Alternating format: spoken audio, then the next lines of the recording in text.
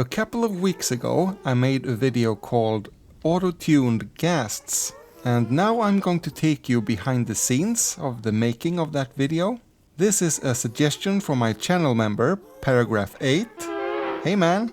And I hope the rest of you will find it interesting as well. So the first thing I did was to make two separate audio files.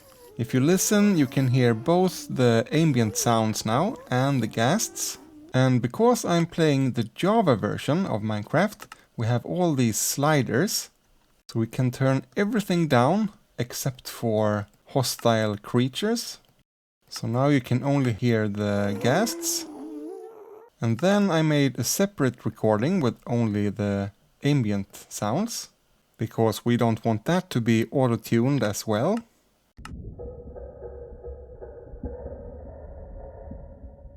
I wanted this scene to start off completely empty, and you can easily do that by setting the difficulty to peaceful. They're all gone. Let's set it to hard, and they will start spawning in one by one. Now the first spawn in over here, which means the next one will spawn in here.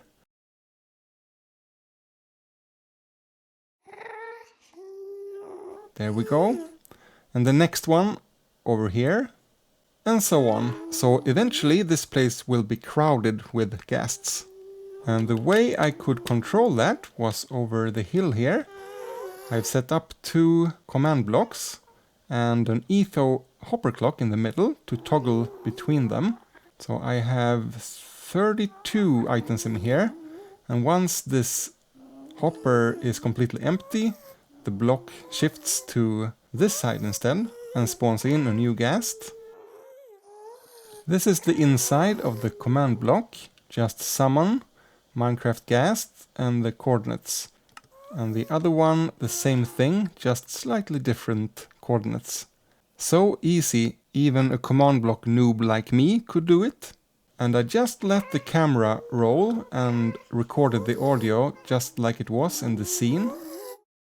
Now, there are many apps and plugins that could probably do this auto-tuning part easier than the process I'm going to show you now, but because I am also a musician, this is my software of choice, Logic Pro 10, and since I also will be adding some music, this is perfect for me. Alright, if we listen to the audio file like it is now, the ghasts sound like they usually do. We'll do the auto-tuning in two steps in Logic. Bear with me. First we turn on something called the flex pitch. That is just to help put the notes a bit closer together so they are not wandering all over the place. Let's open up the track manager here and let's find a place with a lot of notes here, for example. We zoom in here, you can see they are not exactly where a keyboard would play them. So if we mark all of the notes here and we make a first pitch correction, you see that they kind of snap in place. You can't hear a whole lot of difference yet. It is just a little bit tighter. When we have gotten this far, we will turn on the pitch correcting app. And if we play, we can see what it is correcting. Just by listening, I can hear that it's closest to C major, but you can also see it goes a little bit all over the place. So what I did was to take off all the notes except for these 5. And now you can hear that nice auto-tune effect. And then I thought, since they are kind of singing, we could add some reverb and also some delay. It sounds more like a real music production, you know? And since they are now singing in C major, I added some chords. First just a drone note, just a low C.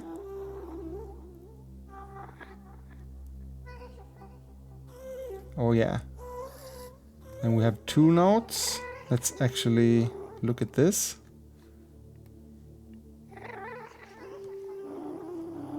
We have C major again. F major 7. Whew. Going down to an E minor.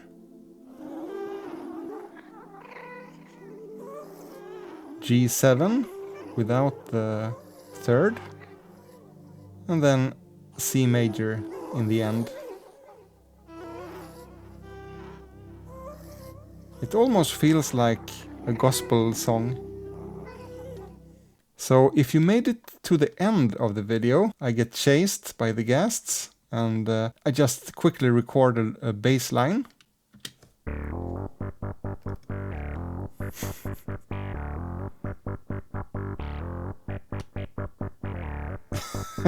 I didn't even edit this or anything. I just let it be the way I recorded it. It was just supposed to be something silly and funny, together with the ghasts. And then lastly, I synced our new audio file with the Autotuned Ghasts and the music, with where the original ghasts would have been singing, and also the ambient track. So I hope you found this interesting. Let me know in the comments if you do something similar. Thank you for watching, and I'll see you next time.